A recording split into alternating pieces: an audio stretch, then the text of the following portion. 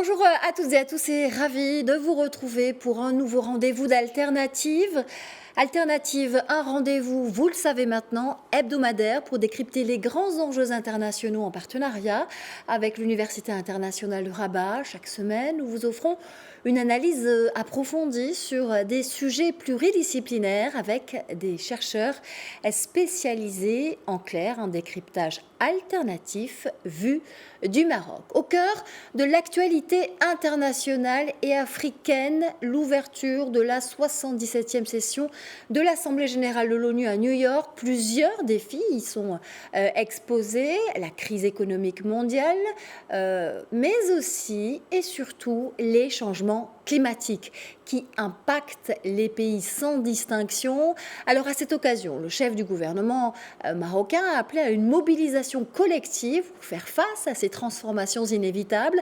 Le chef de l'exécutif marocain a aussi saisi l'occasion pour mettre en avant les efforts du royaume en la matière, mais aussi en particulier en Afrique où les défis en matière climatique ne sont pas forcément les mêmes, en raison notamment des ressources en eau qui y sont inégales, d'où l'importance d'y répondre avec des solutions adaptées.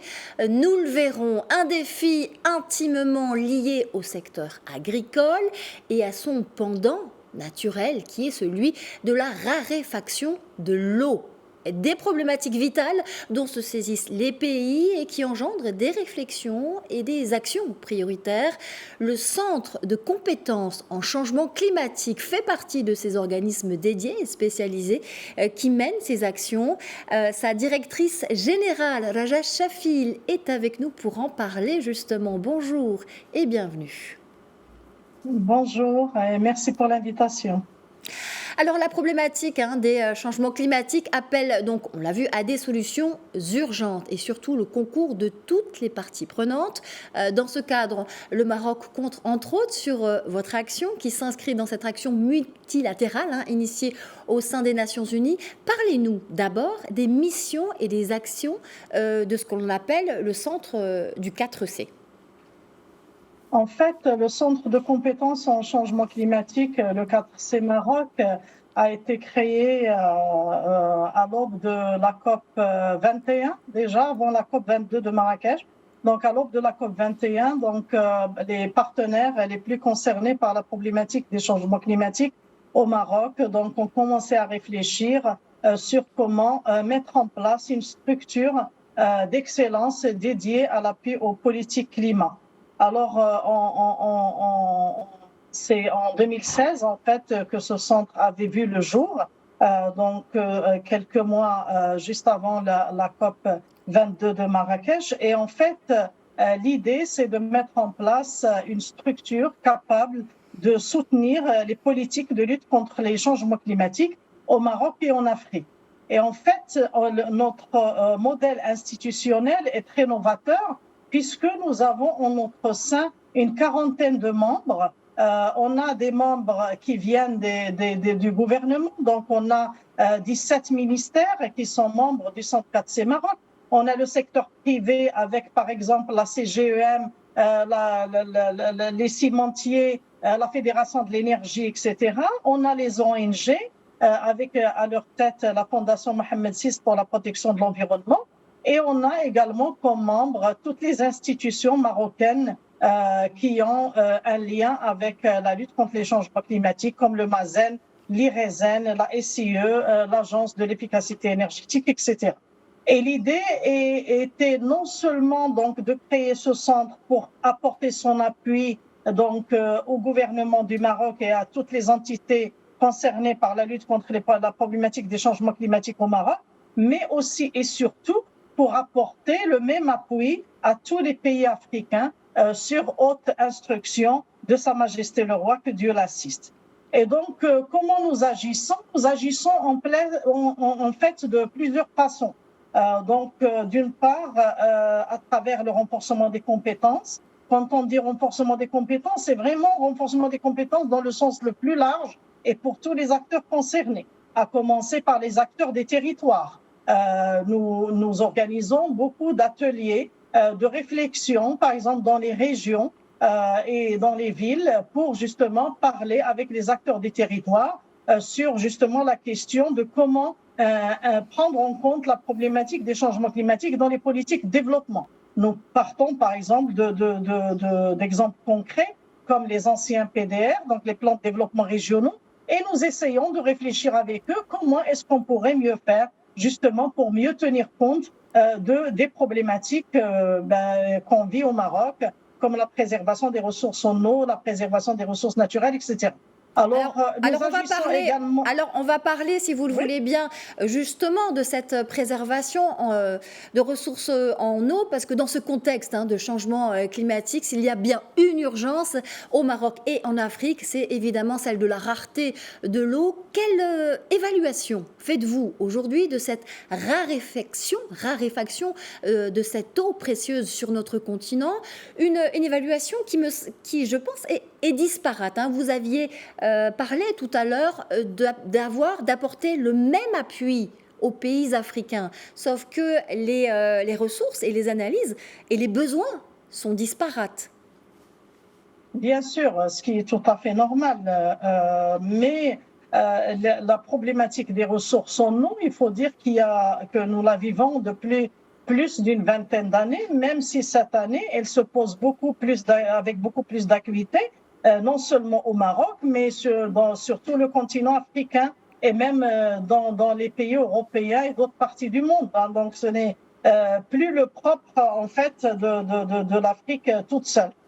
Maintenant, ce qu'il faut savoir, c'est qu'au Maroc, par exemple, on est quand même cette année à un apport en termes de pluviométrie qui a chuté de plus de 85% quand même par rapport aux années dernières et un taux de remplissage des barrages qui ne dépasse guère les 30%, ce qui reste quand même très très faible et ce qui fait qu'aujourd'hui les experts parlent de un petit peu moins de 620 mètres cubes par habitant et par an. Je suis certaine qu'on est très en dessous de ce chiffre-là.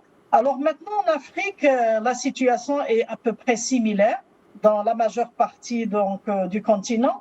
Le stress hydrique aujourd'hui en Afrique, on le sait, touche plus de 250 millions de personnes et menace de déplacement plus de 700 millions de personnes à l'horizon 2030, ce qui est quand même catastrophique.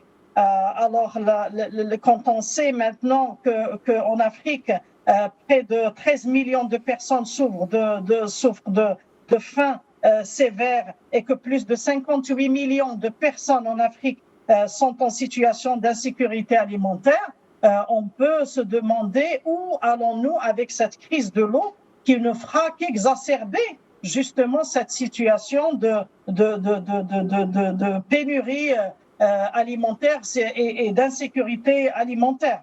Ajouter à cela les températures très élevées dans plusieurs parties de l'Afrique où on a enregistré l'année dernière, par exemple, des températures allant jusqu'à 52 degrés Celsius, ce qui est très élevé par rapport aux moyennes enregistrées sur le reste de la planète. D'accord. Alors, vous parliez tout à l'heure, Raja Chafil, de l'appui à la prise en compte des changements climatiques dans les politiques de développement, tout comme la coopération Sud-Sud, qui font donc partie des priorités et des programmes de votre action, du Centre des compétences en changement climatique. Est-ce que vous pouvez nous parler à présent des solutions, mais des solutions d'adaptation aux sécheresses dans ces pays dont les besoins, et ça je le souligne, sont vraiment inégaux. La RDC, la République démocratique du Congo par exemple, ne présente pas les mêmes caractéristiques. Il y a plus d'eau là-bas, par exemple. Oui, donc si je peux dire un mot déjà de l'appui que nous apportons aux commissions africaines, parce que ce qu'il faut savoir, c'est que les 3 commissions africaines sur le climat ont été créées à l'initiative de Sa Majesté le Roi, que Dieu l'assiste, lors du sommet africain de l'action organisé en marge de la COP22. Alors maintenant, nous assistons les pays africains de plusieurs façons.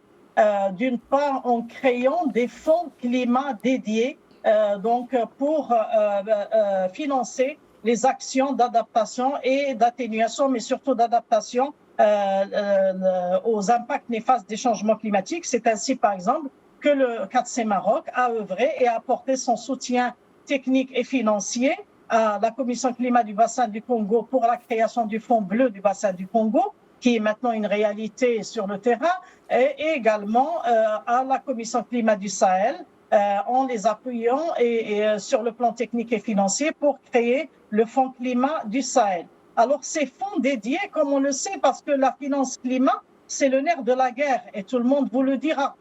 Donc on a beau avoir des politiques d'adaptation, mais encore faut-il avoir les financements pour les payer et pour les financer. Et donc c'est pour ça que pour nous, c'était une priorité d'aider donc ces commissions climat à mettre en place des fonds dédiés. Maintenant qu'ils ont mis en place des fonds dédiés, nous sommes en train de les aider à structurer des projets, notamment d'adaptation dans le secteur de l'eau, de l'agriculture, de la gestion des terres, etc.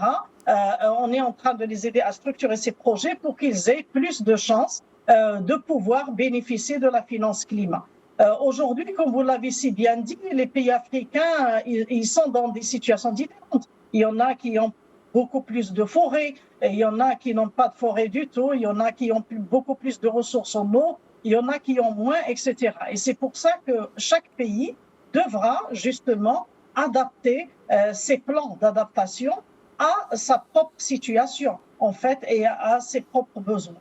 Et le Centre 4C Maroc agit non seulement, comme j'ai dit, pour la création de fonds dédiés pour le montage de projets, mais également à travers la formation des jeunes Africains. C'est ainsi que cette année, nous pouvons être fiers d'avoir formé sur 3 années consécutives près de 1000 jeunes Africains et Africaines de moins de 35 ans qui viennent d'horizons divers, mais qui ont des diplômes supérieurs, soit un doctorat, soit un diplôme d'ingénieur, et qui sont soit ingénieurs agronomes, soit en relations internationales, soit dans le domaine de l'environnement, etc. Et nous leur fournissons une formation de très haut niveau en changement climatique, une formation accélérée à distance, bien entendu, puisque nous avons une cohorte de 300 à 350 jeunes filles et garçons de moins de 35 ans chaque année. Et donc, nous les formons sur la vulnérabilité, l'adaptation, comment élaborer des plans d'adaptation, etc. Et nous les formons également